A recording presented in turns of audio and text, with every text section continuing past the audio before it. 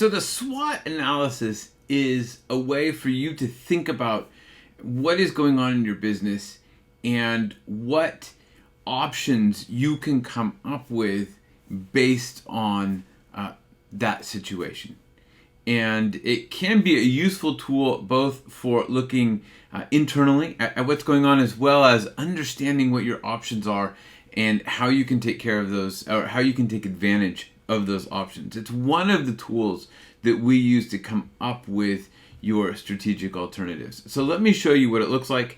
Here we've got the full sheet, and the idea is that across the top we've got the strengths and the weaknesses, and on the sides we've got the opportunities and threats. And then if we zoom in a bit here, so I'm gonna have to come out of this nifty focus mode to do, but we can see here we've got strengths and weaknesses. So here in the the corner we have this idea of the planning period, the team, because you may be doing this with different teams, and the leader's intent. So this is the objective for the team. This is the objective for the project that you're going to use when you're thinking about. This is the context you're going to use for the strengths, weaknesses, opportunities, and threats. And then when you come through and you start to collect your strengths and weaknesses, remember these are focused on the business. What are you good at? What are your weaknesses? What are the things that you excel at? What are the things that you need to work on? These are the things you want to capture in your strengths and your weaknesses. Obviously the strengths are the good things, right? The things that you excel at. The weaknesses are areas where you might need help or development. So I like to capture as many as possible, and then maybe weed it out to the most important. You'll find that as you're capturing things, there will be some that will be similar, so you can start to sort of cluster them into an overarching strength or a weakness.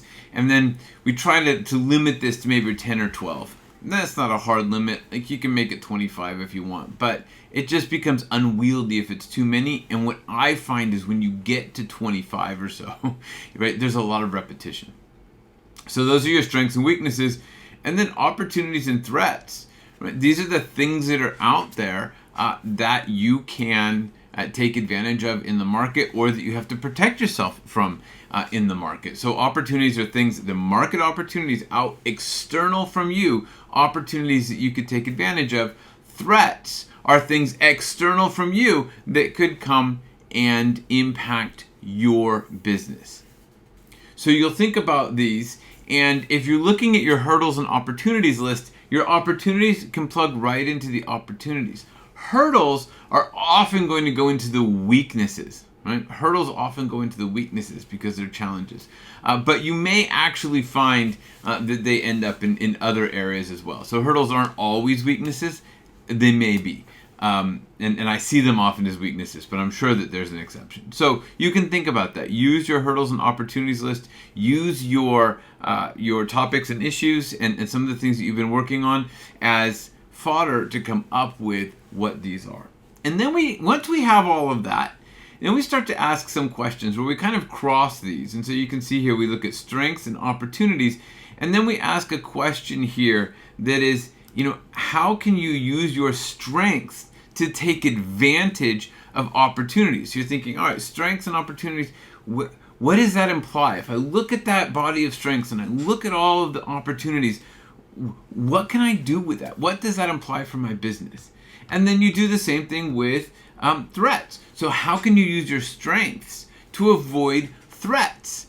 So if you're really good at marketing and content creation, and you see somebody coming up who's taking your, eating your lunch, then maybe you focus on content creation to dominate the marketplace. Or let's say that you are really good at cybersecurity, but you're not communicating it, right?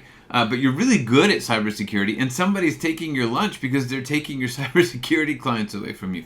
Well, your strength is cybersecurity. The threat is they're taking it away. So it seems to me you would in this case probably put down an option that says, I'm going to use that strength to really solidify my experience or abilities within the or my competitive advantage in the cybersecurity space. Okay? And then we do the same thing on the weaknesses. How can you overcome weaknesses by taking advantage of opportunities? So how are there opportunities that can address your weaknesses? And then how can you minimize weaknesses and avoid threats. So these 4 questions tend to yield a pretty nice body of strategic alternatives and things that you might be able to do to take your business to the next level. And so you'll look at these, you can prioritize them depending on how many you have. You could do voting on them. You could see what comes out of this, but somehow you're going to prioritize them and capture them here on the actions we can take to achieve the leader's intent. Okay, so they come here onto the opportunities or the actions sheet. And there might be other actions here. So if you're looking at innovative actions, then you might put them here. If you're looking at other ways to generate potential strategic alternatives, then you might put them here as well. And then we can talk about how you would filter those out and prioritize them and then eventually turn them into your OKRs.